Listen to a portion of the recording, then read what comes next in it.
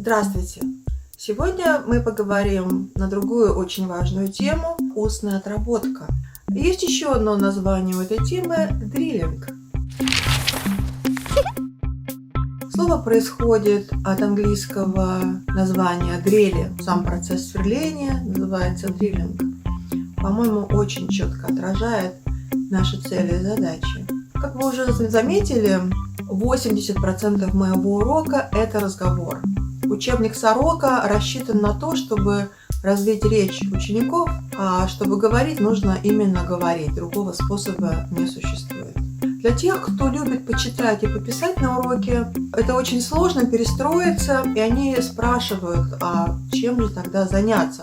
Особенно для тех учащихся, у которых русский-то только начинается, они очень мало знают по-русски.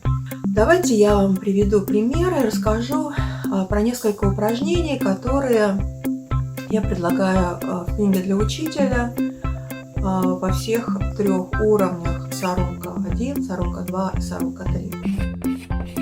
Ну, во-первых, это тренировка с замещением. Мы показываем ученикам какие-то картинки, и они замещают одно слово на другое. Ну, например, вот дриллинг, на котором мы с Джорджем отработали фразу «У тебя есть?», «Да, у меня есть», «Дай, пожалуйста, на, возьми».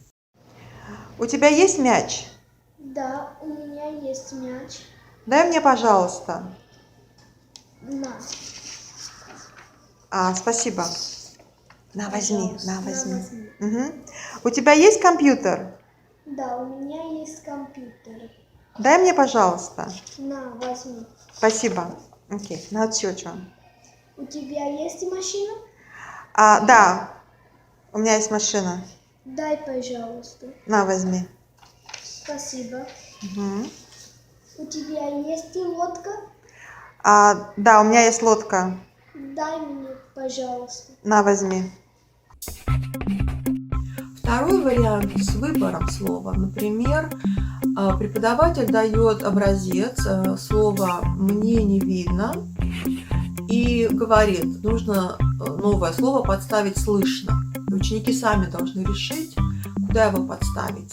Разумеется, они убирают слово «видно» и ставят слово «слышно».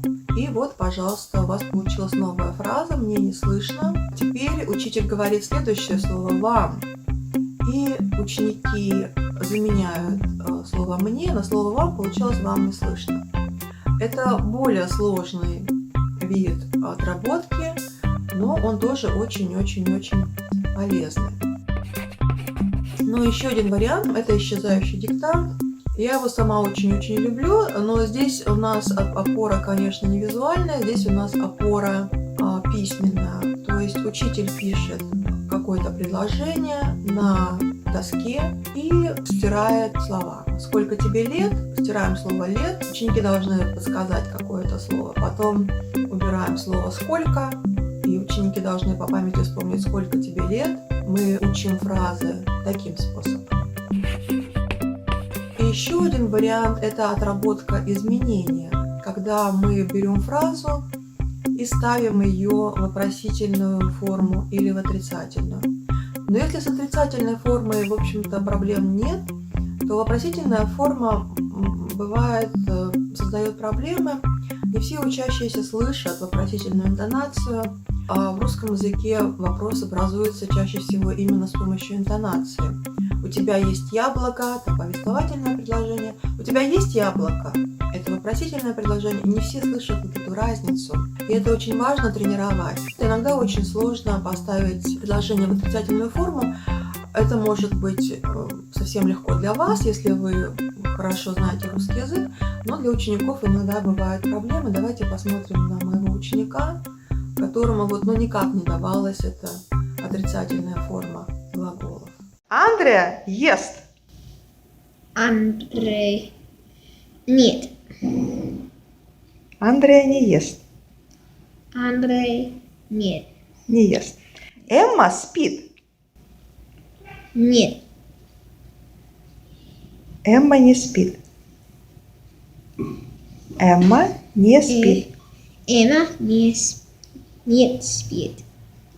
Надеюсь, это видео было для вас полезным, и вы поняли, для чего и как мы так много говорим на уроках с учебником Сорока. Я жду ваших комментариев и ваших пожеланий и отзывов под этим видео.